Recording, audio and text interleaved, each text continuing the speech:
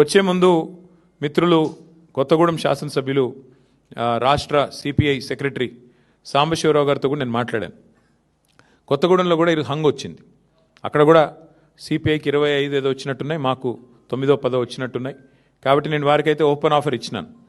సింగరేణిలో జరుగుతున్న కుంభకోణాలు, సింగరేణిలో జరుగుతున్న దుర్మార్గాలు, అరాచకాలకు అడ్డుకట్ట వేయాలి అంటే డెఫినెట్గా మేము మీతో కలిసి వస్తాము. కాంగ్రెస్ బీజేపీని అడ్డుకోవాల్సిన అవసరం ఉంది. ఎందుకంటే ఈ రెండు చోట్ల కూడా అక్కడ 51% వాటా సింగరేణిలో రాష్ట్ర ప్రభుత్వానికి ఉంది, కాంగ్రెస్ ప్రభుత్వం ఇక్కడ ఉన్నది.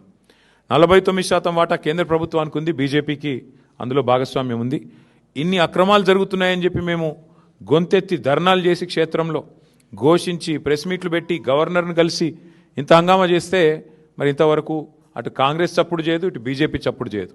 అందుకే మిత్రులు సిపిఐ రాష్ట్ర సెక్రటరీ మరి సాంబశివరావు గారికి నేను ఫోన్ చేసి చెప్పాను, మీరు కనుక తీసుకోవాలనుకుంటే కొత్తగూడెం కార్పొరేషన్ మీరు తీసుకోండి, మేము మద్దతు ఇస్తాం ఓపెన్గా అని చెప్పి కూడా వారికి చెప్పడం జరిగింది. ప్యూర్లీ ఒకటే ఉద్దేశం, సింగరేణిలో జరుగుతున్న దోపిడీని, సింగరేణి కేంద్రంగా ఉన్న కొత్తగూడెంలో తప్పకుండా అక్కడ మరి కాంగ్రెస్ బీజేపీని ఎండగట్టాలన్న ఉద్దేశంతోనే ఈ ఆఫర్ కూడా మేము ఇచ్చాము.